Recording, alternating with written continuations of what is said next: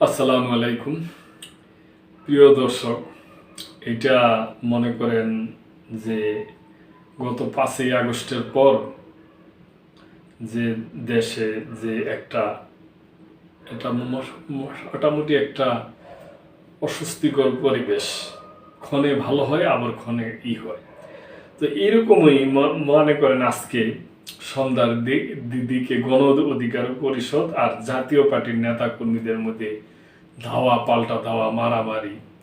দোনো দলের নেতা কর্মীদের সূত্রের বরাত দিয়ে পুলিশ বলছে যে গণ অধিকার পরিষদের মিছিল যাওয়ার সময় বলে জাতীয় পার্টির কর্মীদের উপরে হামলা করছে। আবার গণ অধিকার পরিষদ বলছে যে আমরা ওদিকদার যাওয়ার সময় জাতীয় পার্টির কর্মীরা আমাদের ইটপাটকেল নিক্ষেপ করছে। ধাওয়া পাল্টা দেওয়া এরকম করে মোটামুটি ভালো একটা সংঘর্ষ হয়েছে।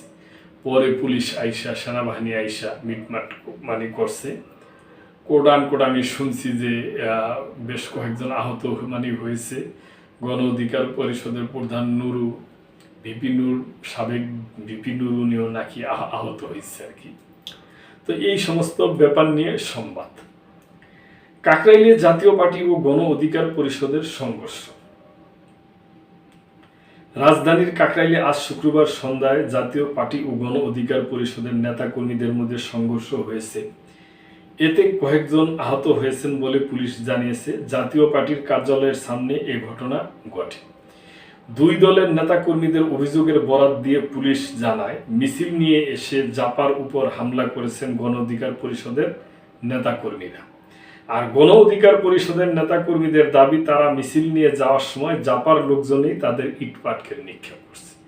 দেখেন প্রিয় দর্শক, উভয় দলে থেকে এই অভিযোগ।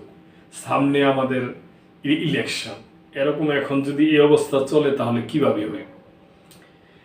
ঢাকা মহানগর পুলিশের রমনা বিভাগের উপকমিশনার মাসুদ আলম আজ সন্ধ্যায় প্রথম আলোকে বলেন, আজ সন্ধ্যা 6:30টার দিকে গণ অধিকার পরিষদের একটি মিছিল কাকরাইলে জাপা কার্যালয়ের সামনে দিয়ে যাচ্ছিল।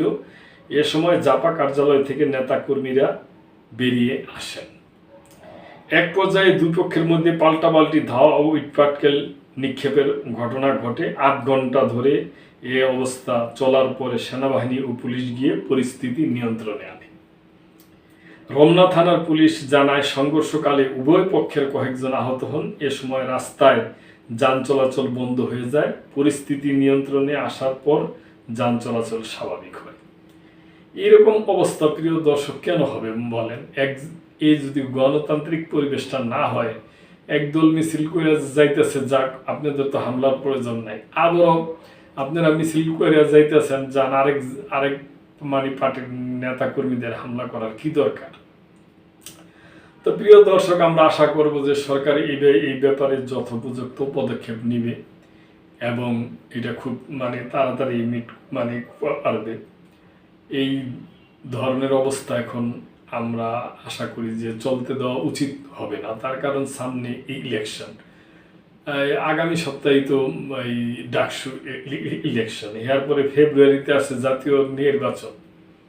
তো এখন যদি এই অবস্থা চলতে থাকে তাহলে তো চিন্তার ব্যাপার। তো আমরা আশা করব এই ব্যাপারে উভয় সব রাজনৈতিক দলগুলো মিলেমিশে ওনারা সুন্দর সামনের দিকে আগায় যাবে এবং দেশের যে আইন শৃঙ্খলা বাহিনীর স্টেক হোল্ডারগুলো আছে, তারপরে সরকারের প্রধান উপদেষ্টার নেতৃত্বে যে সরকার আছে, ওনারা এই ব্যাপারে উপযুক্ত পদক্ষেপ নেবে আমরা আশা করি।